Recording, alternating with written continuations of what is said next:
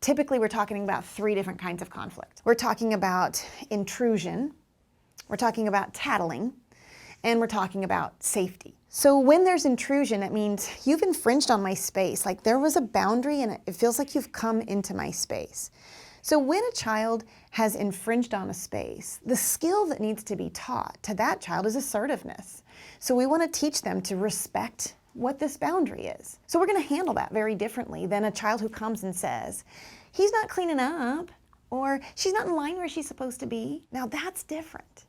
That tattling, that skill that's needed is helpfulness. The skill that that child needs is forgiveness or compassion. And so we're going to handle each of these situations differently. We're not using a tattle box. We're not saying go write it down. We're not saying go talk to the wall, and talk to the ear or whoever, We're actually going to listen and we're going to decipher. Is this information that that child is giving me about an intrusive experience? Or is this information that's more revenge seeking? And so once I decide that, that's going to determine how I respond back. If the child is saying, he took my swing, then we're going to say, well, did you like that?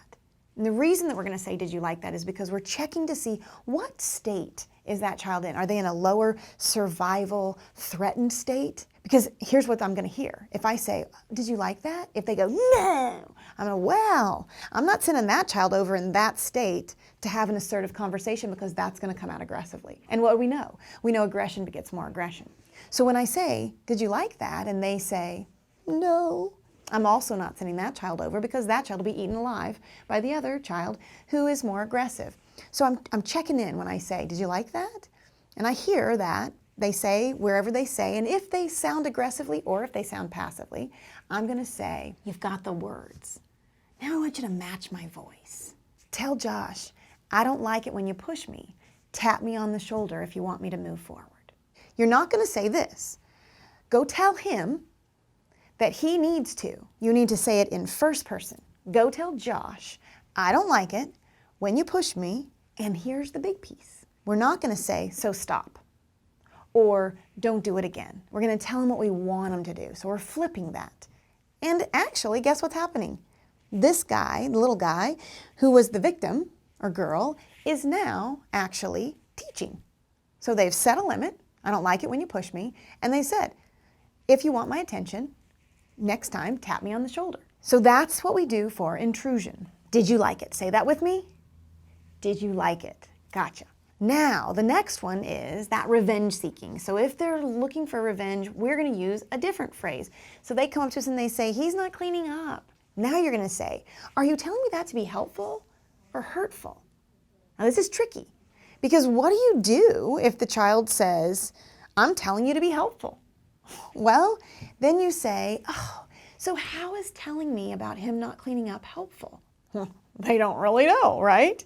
And so then you say, oh, you wanted to be sure that our room was all tidied up at the end of cleanup time. Go over and encourage your friend and help him get started. That would be super. We're teaching helpfulness. We're teaching forgiveness, and we're teaching compassion. We're not saying, is that your business? Don't be going over there. We're creating this soil of, let me flip that feeling inside of you. So if the child says, I'm telling you that to be hurtful, that's the easy one. Then you say, and what could you do that would be helpful? Now here's what I gotta tell you, they aren't gonna know. They're gonna look at you and they're gonna shrug their shoulders, and you're gonna say,